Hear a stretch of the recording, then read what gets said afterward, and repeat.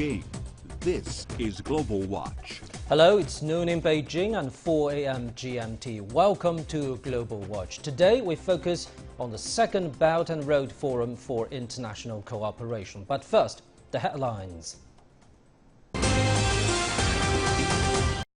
In the keynote speech, Chinese President Xi Jinping has stressed 5 steps in his speech on how to further open up the country. He said China will strictly implement new foreign investment law to make it easier for capital to enter the Chinese market.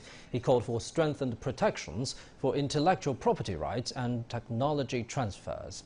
Xi Jinping also vowed to eliminate non-tariff barriers to increase imports of foreign goods and services, noting that China has the world's fastest growing middle class of consumers. On finance and monetary issues, Xi Jinping said China would not manipulate the RMB exchange rates to get ahead of the competition. He said China wants to take part in reforming the World Trade Organization.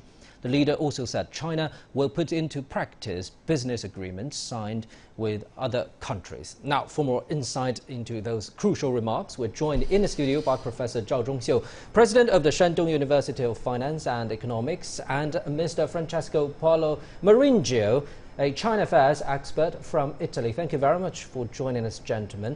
Now, when we talk about the Belt and Road Initiative, I think we should bear in mind a simple logic, or dialectics, if you may be, because China's own development is conducive to better facilitation of BRI all around the world, and at the same time, a better global governance and development is also conducive to China's development. Now, having said that, let's look at those 5 major steps. Among them, better implementation of the foreign investment law and protecting intellectual property rights. What's the key message here, Professor?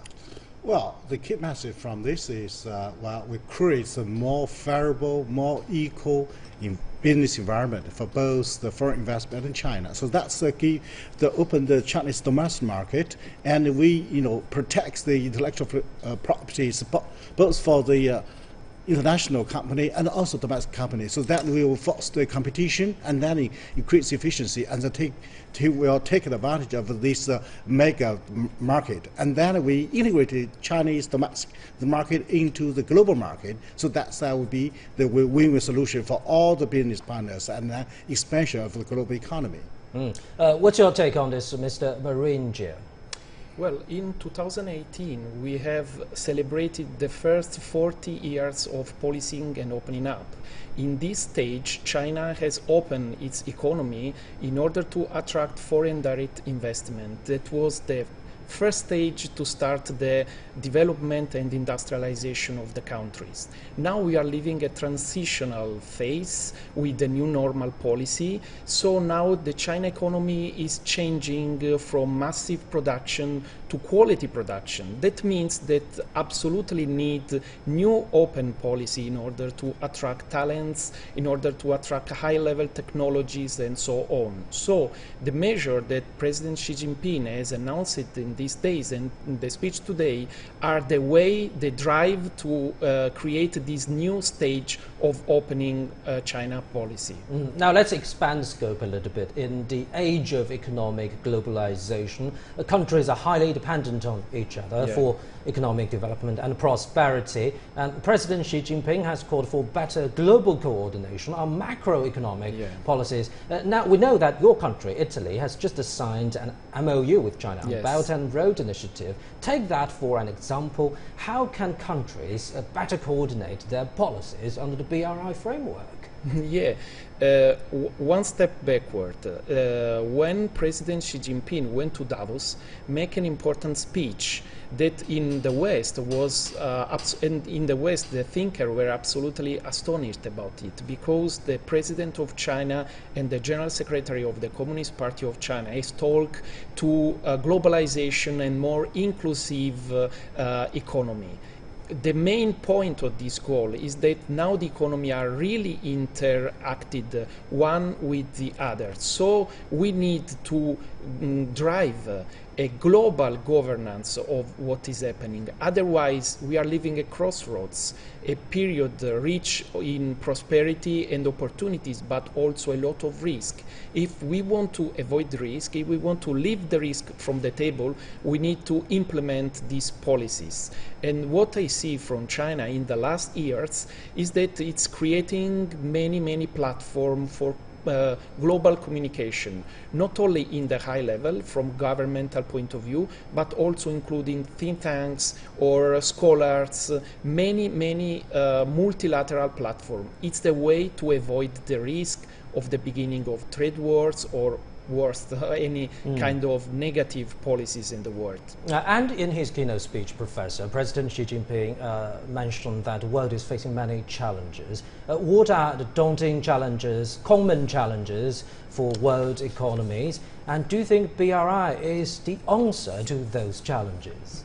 Yes, definitely. The BRI is the answer for the new ways of the global development, especially for this practical cooperation. Since now the global economy now face the pressure, all the challenges for the unilateralism and protectionism, both in the trade and the investment, and also this huge development gap, right? Yeah, actually, and the inequality. So that's we need to work together to solve this problem. Not to put one country first and at the cost of the others. So that's we need to avoid the backs and neighbors policies. And but now we really face the challenge, this threat. So that's the better initiative, and can bring together the different countries at the different development levels to work together. As mentioned by President Xi, this a big family is not to create a small block and then take the advantage at the cost of others. Right. Now, gentlemen, let's get more remarks from the President.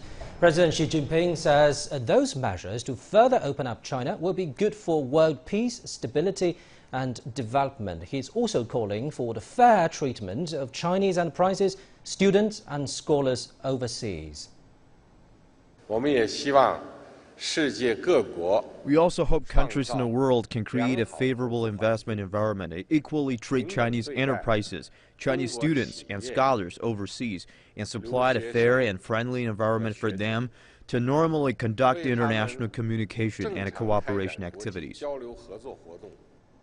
Well, gentlemen, how important is this equal footing development? And bear President Xi Jinping's remarks in mind, is he talking about some countries in particular, Professor?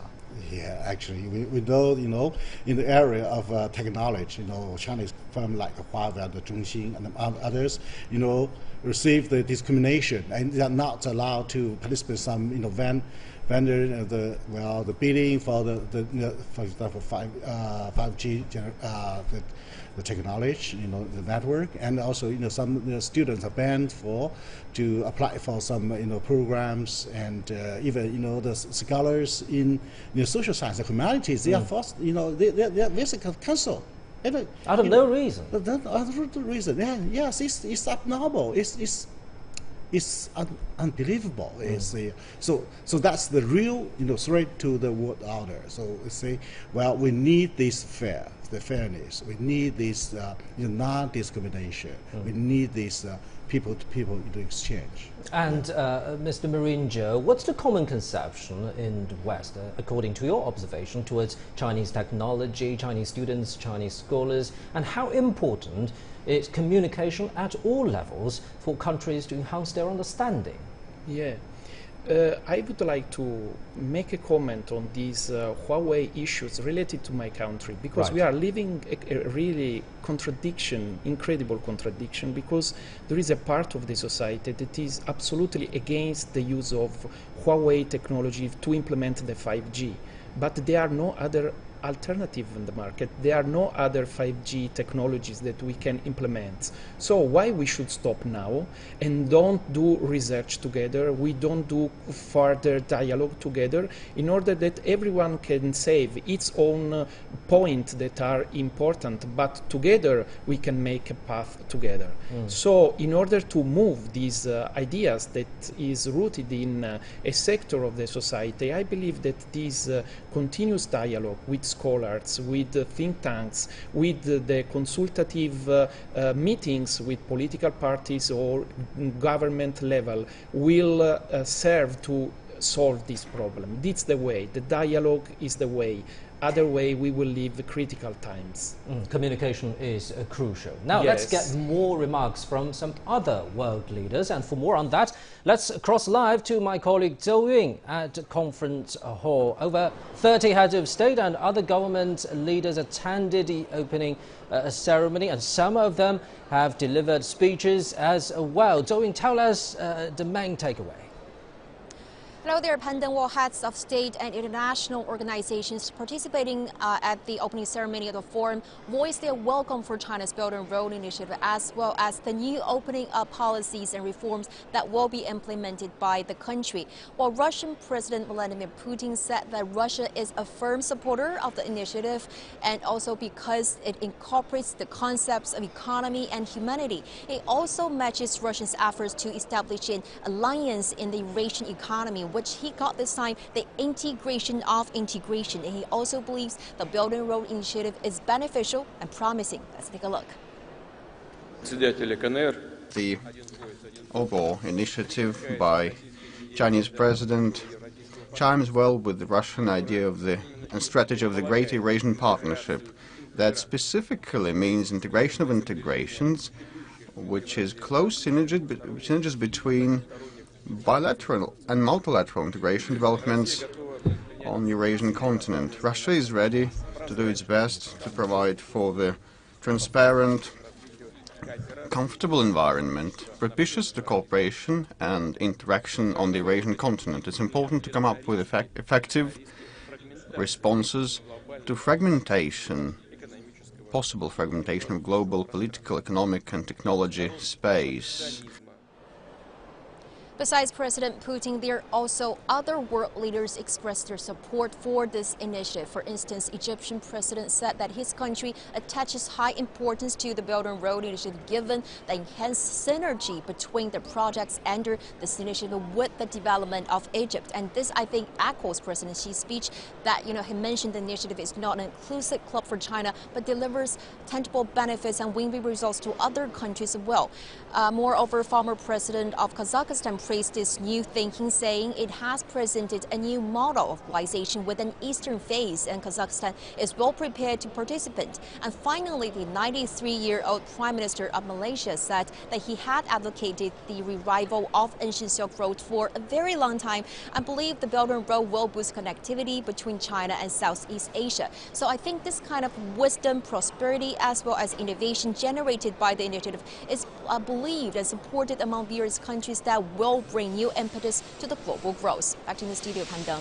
Thank you very much. Our reporter Zhou Yun at the National Convention Center in Beijing. Now, let's talk about this gentleman. For more than 1,000 years, the European continent and Asian continent can be connected in real terms together again. Now, Mr. Maringio, let me raise the example of Marco Polo. He traveled to China by sea. Now, if he live in modern times, at this present moment, he may travel to China by this Eurasian rail link. And let's follow up on Russian President Vladimir Putin's proposal of a greater Eurasian partnership combined with Belt and Road Initiative. How promising is that? Recently, one former Prime Minister of Italy has said that the goal of our ruling class should be to include Russia in the West Bloc, in order to contain the China, that he thinks and he believes that China is jeopardizing our democracy. Of course, I totally disagree with this point. And also, I believe that the axis and the alliance among Russia and China is the condition for stability, not only for Eurasian continent, but also for Europe and the entire world. And we can see a fact. The Shanghai Cooperation Organization, that included many countries, but is based on the China-Russia alliance, is a mechanism of peace stability in the Eurasian continent. So I strongly believe that those kinds of alliance will be important for the future, not only for Asian people or Eurasian people, but also for Europe. And still, Europe-China dialogue through the Eurasian continent will be involved and will increase in relations. And talking about this Eurasian connectivity, Professor, it requires not only political trust, but also real things like infrastructure, better logistical facilitation. How's the Belt and Road Initiative doing so far in this particular regard? Well, the Belt and Road is the open platform, and the policy coordination is the base, and then we share the goal for the pursue the development. So that's very important. And then you have, based on this, you have the different strategy talking, and on that, and then we can identify some priorities like develop the infrastructure and promote the trade, free trade, and seek the fund to finance this project, either from the government, the development fund, or from the market. Especially in the market, that should be the place, the major role for that. So that and also attract more people involved. So all the stakeholders of this. So this is this is the 5 pillars for the Belt and Road Initiative. So this is connected with for Russia, for example, they have Eurasia Economic Union. So this is the 2 development agenda connected. So then you can share the same ground. So that's this is the coordination. And also for the BRI have other connected with ASEAN, with Central East Europe, even Latin America. So that's I mean this is an open and inclusive platform. Thank you very much, Professor Zhao Zhongxiu and Mr. Maringio there. You're watching Global Watch on CGTN. We are focusing on the Belt and Road Initiative. Stay with us.